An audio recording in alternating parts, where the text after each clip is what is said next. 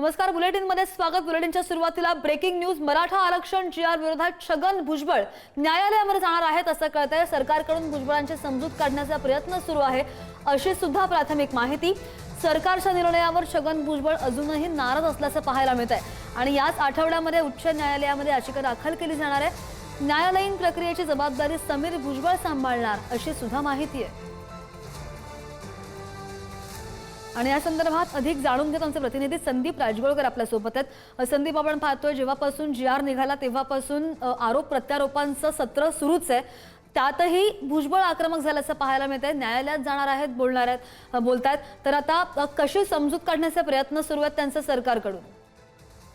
नाही, खरं तर ज्यावेळेला मनोज जरांगे पाटील यांच्या मागण्या मान्य केल्या आणि जीआर काढण्याचा निर्णय ज्यावेळेला राज्य सरकारने घेतलेला होता, त्या म्हणजे जीआर काढलेली होती, त्यानंतर छगन भुजबळ यांची नाराजी पाहायला मिळाली होती। कॅबिनेटला देखील ते उपस्थित नव्हते मागच्या मंगळवारी आणि त्यानंतर राज्य सरकारकडून त्यांची समजूत काढण्याचा प्रचंड प्रमाणामध्ये प्रयत्न झाला। मुख्यमंत्री, उपमुख्यमंत्री यांच्याकडून देखील प्रयत्न झाल्याचं आपल्याला समजतंय। मात्र भुजबळांची नाराजी अजूनही कायम आहे आणि त्यामुळे याच आठवड्यात उच्च न्यायालयामध्ये याबाबतची एक याचिका जी आहे ती दाखल केली जाणार आहे आणि या सगळ्या प्रक्रियेची जी जबाबदारी आहे ती समीर भुजबळ यांच्यावर देण्यात आली आहे।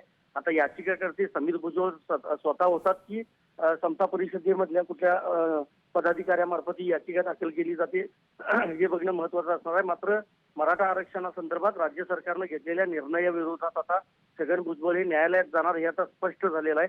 सरकारकडून त्यांची समजूत काढण्याचा प्रयत्न झाला, मात्र त्याला यश आलं नाही। त्यामुळे आता छगन भुजबळ हे न्यायालयात जाणार आहेत।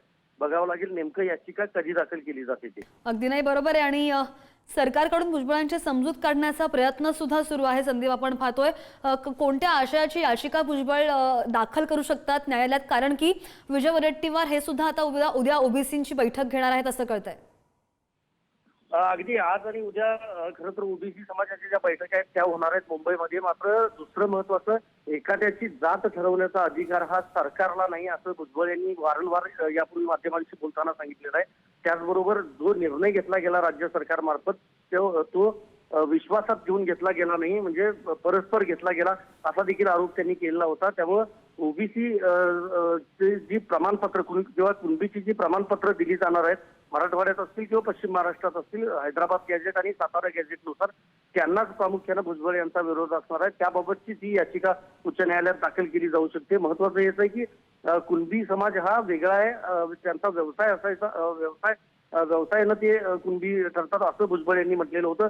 त्यामुळे मराठा समाजातल्या नागरिकांना किंवा लोकांना ओबीसी बाबतचं जे कुणबीचे प्रमाणपत्र दिलं जाणार आहे त्याला प्रामुख्यानं विरोध आहे भुजबळ यांचा आणि त्याबाबतची ती याचिका उच्च न्यायालयात दाखल केली जाणार आहे।